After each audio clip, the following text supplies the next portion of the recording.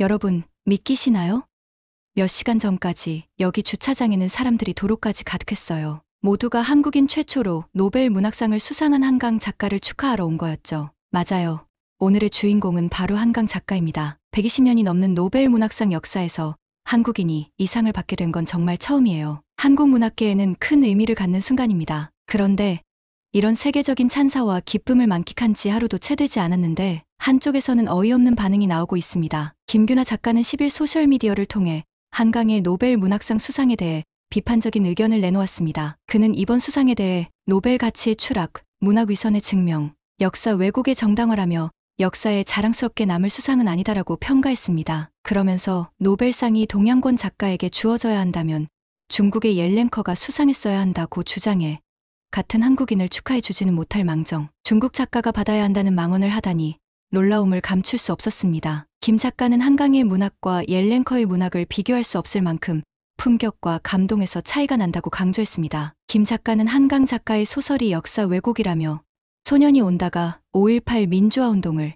작별하지 않는다가 제주 4.3 사건을 왜곡하여 묘사하고 있다고 주장했습니다. 그는 노벨 문학상 선정 과정이 출판사 로비에 의해 좌우된 것이며 스웨덴 할리몬이 한국의 역사를 제대로 이해하지 못한 채 한강의 작품을 찬사했다고 비판했습니다. 또한 김 작가는 자신이 배 아파서 이런 글을 쓰는 것이 아니라며 단지 한국인이라는 이유로 수상을 축하해야 한다는 생각에는 동의할 수 없다고 밝혔습니다. 그는 문학은 적어도 인간의 척추를 꼿꼿이 세워야 한다면서 픽션이라도 역사 왜곡은 받아들일 수 없다는 입장을 밝혔습니다. 그는 마지막으로 한강의 책들이 베스트셀러 상위권을 차지하며 역사의 정설로 굳어질 수 있다는 점에 대해 우려를 표명하며 이번 수상이 정말 축하할 만한 일인지에 대해 의문을 제기했습니다. 이러한 폄하에도 불구하고 노벨 문학상의 한국 작가 수상은 큰 의미를 가지고 있습니다. 한국의 작품이 노벨 문학상을 받았다는 건 단순히 문학적 성과를 넘어선 의미가 있어요. 아시아 작가, 특히 한국인 여성 작가가 노벨 문학상을 받았다는 건 기존의 유럽 중심적 문학상을 새로운 시각으로 전환시킨 의미가 크거든요. 이제 한강 작가의 노벨 문학상 수상이 어떤 의미를 가지는지, 그리고 전 세계가 어떤 반응을 보였는지 알아볼까요? 이번 수상은 단순히 한국 최초라는 타이틀에서 끝나는 게 아닙니다. 사실 노벨 문학상은 오랜 세월 동안 유럽 중심적이라는 비판을 받아왔어요. 서구 작가들이 주로 수상하면서 아시아나 아프리카 작가들은 상대적으로 주목받지 못했던 게 사실이죠. 그런데 이번에 한강이라는 아시아 여성 작가가 수상하게 되면서 그야말로 큰 변화가 시작된 셈이에요. 그동안 노벨 문학상을 둘러싸고는 항상 대형 작가들의 이름이 거론되곤 했죠. 일본의 무라카미 하루키, 인도의 살만 루슈디 등 서구권과 아시아의 대형 작가들이 매년 후보로 오르내렸습니다. 그럴 때마다 과연 언제쯤 한국 작가도 이 상을 받을 수 있을까라는 의문이 있었죠. 그런데 한강의 수상 소식이 전해지면서 전 세계 문학계가 놀라움을 감추지 못했어요. 아시아 작가 중에서도 한국 작가가 수상할 것이라고 예상한 사람은 많지 않았거든요. 전 세계 주요 언론들은 드디어 아시아가 노벨 문학상의 중심 무대에 오를 때가 왔다며 환영의 뜻을 전했어요. 특히 이번 수상이 가지는 특별한 의미는 여성 작가라는 점에서 찾을 수 있습니다. 노벨 문학상은 1901년부터 시작되어 무려 120명이 넘는 수상자를 배출했지만 이 중 여성 수상자는 고작 18명에 불과했어요. 한강이 수상하게 되면서 유럽과 남성 중심의 문학상이라는 편견을 깨고 새로운 지평을 연 것이죠. 한국에서 그리고 아시아에서 많은 이들이 이 소식을 두고 자부심을 느꼈을 겁니다. 우선 해외에서의 반응을 살펴보겠습니다. 문화부의 마티아스 기자가 이번 수상자에 대해 더 이야기해 주렸습니다. 이번 수상은 얼마나 놀라운 일이었나요? 네, 아카데미가 너무 유럽 중심적이고 남성 중심적이라는 비판을 자주 받았기 때문에 이번에는 아시아 출신의 여성을 선택한 것이 전혀 놀랍지 않습니다. 지금까지 120명의 수상자 중 여성은 17명뿐이었고 이제는 18명이 되었습니다. 아시아의 여성, 젊은 여성이라는 점에서 이번 선택은 아카데미의 변화 의지를 보여줍니다. 하지만 이번 수상은 예측하지 못한 일이었습니다. 항상 후보에 오르는 큰 이름들이 있는데 무라카미나 살만 루시디 같은 작가들이 거론되죠. 올해도 중국 작가가 상위권에 있었지만 수상하지 못했습니다. 아카데미가 이번에 다른 방향으로 나아간 것이 긍정적인 변화라고 생각하시나요? 네, 그렇습니다. 지난 20년 동안 여성 수상자는 8명이었고 상위 5개 수상국은 영국, 프랑스, 미국, 독일, 스웨덴이었습니다. 다른 대륙에서는 아프리카에서 6명, 아랍 작가는 1명, 중국 작가는 2명에 불과합니다. 2018년에 큰 스캔들을 겪은 후 아카데미는 개방을 시도하고 있지만 번역되지 않은 작품이 많아서 어렵습니다. 한강은 2016년에 채식주의자로 맨 부커상을 수상했습니다. 이 소설은 젊은 그래픽 아티스트가 고기를 먹지 않기로 결심하면서 가족 내에서 혼란을 일으키는 이야기를 다룹니다. 그녀는 한국에서 극단적이라는 평가를 받았지만 결국 큰 상을 받았습니다. 한강은 비교적 젊은 아시아 작가로서 아카데미가 변화를 모색하고 있다는 것을 보여줍니다. 노벨문학상 수상이 작가에게 어떤 영향을 미칠까요? 더 많은 사람들이 그녀의 작품을 읽게 될 것입니다.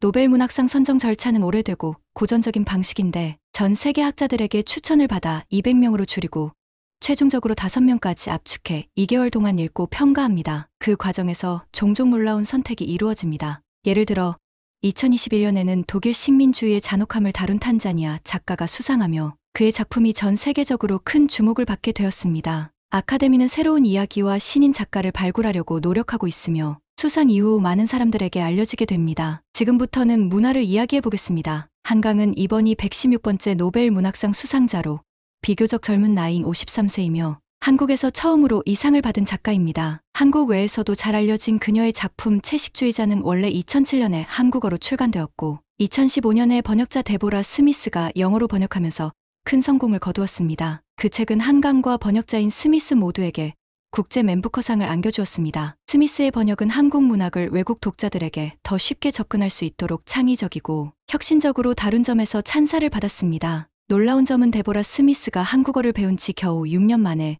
그 번역 작업을 완수했다는 것입니다. 채식주의자는 한강의 다른 작품들과 마찬가지로 어둡고 기이한 작품으로 현대 서울을 배경으로 한 여성이 채식을 결심하면서 겪게 되는 극단적인 결과를 다루고 있습니다. 인간과 사회에서의 내재된 폭력성을 탐구하며 한강은 이러한 주제를 자주 다루곤 합니다. 이 소설은 2009년에 한국에서 신체 공포 영화로도 제작되었습니다. 한강은 단편소설, 중편소설, 수필, 시 등 약 12편의 짧은 작품들을 썼습니다. 그녀는 문학적인 가족에서 자랐으며 아버지와 두 형제 모두 작가입니다. 노벨위원회는 그녀의 강렬하고 시적인 산문을 칭송하며 역사의 트라우마와 인간 삶의 취약성을 대면하는 접근 방식을 높이 평가했습니다. 그녀의 작품은 표면적으로는 사회적인 이야기, 인간관계, 가족의 역동성 등 개인적인 이야기를 다루면서도 역사적, 정치적 문제, 권력 남용, 그리고 한국인들의 경험을 암시합니다. 예를 들어 그녀의 소설 소년이 온다는 1980년 광주 민주화 운동에서 영감을 받았습니다. 이 소설은 한 인물의 죽음을 통해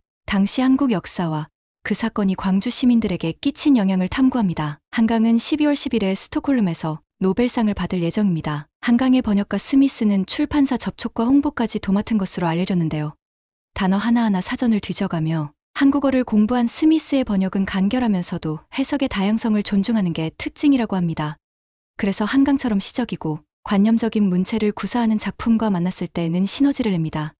특히 한국 고유의 단어를 풀러 쓰기보다는 그대로 사용하는 번역하기도 한데요. 예를 들어서 소주를 코리안 보드카, 만화를 코리안 만화 이런 식으로 다른 문화에서 파생된 걸로 쓰는데 한강의 시 또 다른 작품 소년이 온다 번역에도 형, 언니 이런 단어를 그대로 썼다 합니다. 이런 스미스의 번역에 대해 한강 역시 작품에 헌신하는 아주 문학적인 사람이라며 좋은 번역자를 만난 건 없다고 고마움을 표현하기도 했습니다. 그동안 아시아의 변방으로 자리했던 한국 작품을 이렇게 노벨문학상의 문턱까지 넘어선 데는 그 누구보다 작가의 세계를 세상에 알리기 위해 고민했던 번역가의 노력도 숨어 있었습니다. 한강과 스미스의 인터뷰를 보겠습니다. 채식주의자는 거의 10년 전에 쓰였고 인간의 잔혹성을 거부하기 위해 고기를 먹지 않겠다고 결심한 여성을 다룬 이야기입니다. 그녀는 결국 물만 마시며 자신이 식물로 변했다고 믿게 됩니다. 채식주의자가 이곳에서 처음으로 성공을 거둔 이유 중 하나는 한국 문학의 독특함을 볼 수 있는 작품이기 때문이라고 생각합니다. 동시에 대부분의 위대한 작가들처럼 그 자체로 독립적인 작품이기도 합니다. 채식주의자는 10개 이상의 언어로 번역되었고 책을 볼 때마다 기분이 이상했습니다. 제 사진과 이름이 있지만 저는 한 단어도 읽을 수가 없었거든요. 그래서 번역가와 편집자를 믿어야만 했습니다. 데보라가 저에게 번역본을 보내주었을 때 모든 것을 이해할 수 있어서 정말 기뻤습니다. 처음에 저는 혼자 번역 작업을 했지만 확신이 없는 부분들이 많이 있었고 더 나아가 제가 확신하지 못한 것을 깨닫지 못했던 부분도 있어서 그게 더 위험했습니다. 그런데 그녀가 영어를 너무 잘해서 다행이었고 정말 세심하게 읽어주어서 감사했습니다. 끔찍한 실수를 발견했을 때도 비웃지 않고 지적해 주었습니다. 맨부커 인터내셔널은 번역 부문에서 가장 크고 중요한 상 중 하나이며 상금을 저자와 번역가가 나눌 뿐만 아니라 양쪽 모두에게 인정을 해준다는 점에서 거의 유일무이합니다. 저희는 모두 서로를 응원하는 치어리더 같은 존재였기에 감정적으로 복잡한 경험이었습니다. 그래서 그걸 받아들이는 것이 약간 어려웠습니다. 저는 여기저기서 눈물을 흘렸습니다. 좀 창피하기도 했지만 한강 작가는 매우 침착했습니다. 데보라가 울었죠. 네, 울었습니다. 정말 훌륭한 경험이었고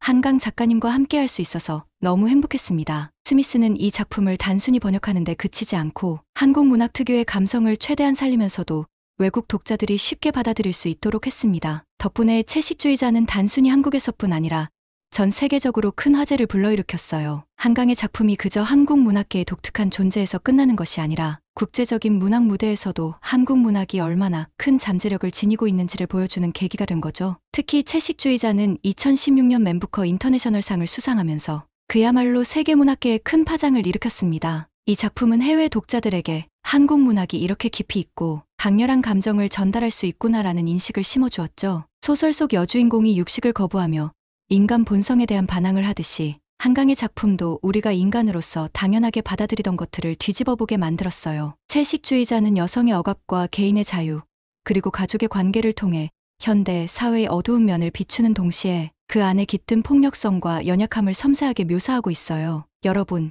이게 다가 아닙니다. 채식주의자는 수많은 언어로 번역되었고 그때마다 각국에서 폭발적인 반응을 얻었어요. 미국, 영국, 프랑스, 독일 등 다양한 나라에서 이 작품을 통해 한강이라는 이름을 알리게 된 거죠. 게다가 이 소설이 북톡북톡이라는 소셜미디어에서 화제가 되면서 젊은 세대들에게까지 인기를 끌게 되었습니다. 책을 손에 든 독자들이 채식주의자의 강렬한 이야기에 흠뻑 빠져들면서 한국 문학의 매력에 빠져들게 된 거죠. 이처럼 채식주의자는 단순히 하나의 소설을 넘어 한국 문학이 세계적으로 주목받을 수 있는 가능성을 보여준 작품입니다. 한강 작가와 데보라 스미스의 협업은 그야말로 한국 문학이 글로벌 무대에서 더 많은 독자들에게 사랑받을 수 있는 길을 열었죠. 이것이야말로 한국의 위상과 문학적 자부심을 높이는 순간 아닐까요? 이 부분을 통해 한강의 채식주의자가 어떻게 한국 문학의 세계적인 대표작으로 자리 잡았는지, 그리고 그것이 어떻게 한국의 자부심으로 이어졌는지 강조할 수 있을 거예요. 데보라 스미스의 번역 과정과 세계 독자들의 반응을 통해 한강의 작품이 단순히 문학 작품에 그치지 않고 국제적으로 한국 문화를 알리는 중요한 매개체가 되었습니다. 이제 한강 작가가 세계적으로 주목받게 된 데는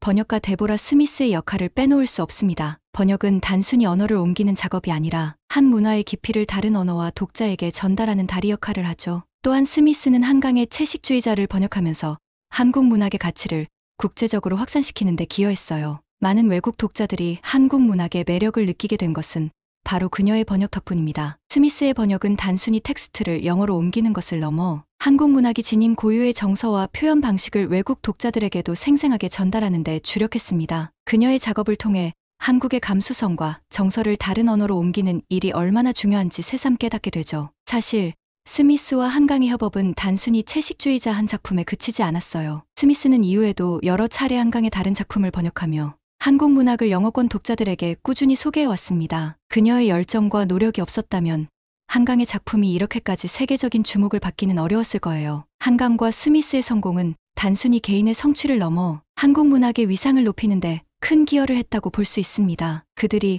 한국 문학에 빠져들 수 있게 하는 다리 역할을 했음을 흥미롭게 풀어냈습니다. 사실 한강 작가의 수상은 한국 문학계에 새로운 바람을 불러일으키고 있어요. 이제 한국 문학은 단순히 국내에서 소비되는 것을 넘어서 세계 문학의 중요한 축으로 자리 잡고 있습니다. 한강의 작품이 가진 독특한 감성과 강렬한 메시지가 해외 독자들에게도 공감을 얻으며 한국 문학이 전 세계적으로 더욱 널리 알려지고 있습니다. 덕분에 한국의 젊은 작가들도 한강의 발자취를 따라 세계를 무대로 활동할 수 있는 가능성이 열리고 있죠. 앞으로도 한강 작가는 세계 여러 나라의 독자들에게 더욱 큰 주목을 받게 될 것입니다. 그녀의 작품을 통해 한국 문학의 깊이와 감성을 느낀 독자들이 점점 더 많아질 것이고 한국 문학의 매력에 빠져드는 이들도 계속 늘어날 거예요. 이제 한강은 단순히 한국의 작가가 아닌 세계 문학계에서 중요한 목소리를 내는 작가로 자리 잡아가고 있습니다. 그녀의 수상은 한국 문학의 미래에 대한 기대를 높이는 중요한 이정표가 될 것입니다. 한강 작가의 노벨 문학상 수상은 우리나라 문학의 위상을 세계적으로 알리는 큰 쾌거입니다. 한강 작가가 한국인으로서 처음으로 노벨 문학상을 수상함으로써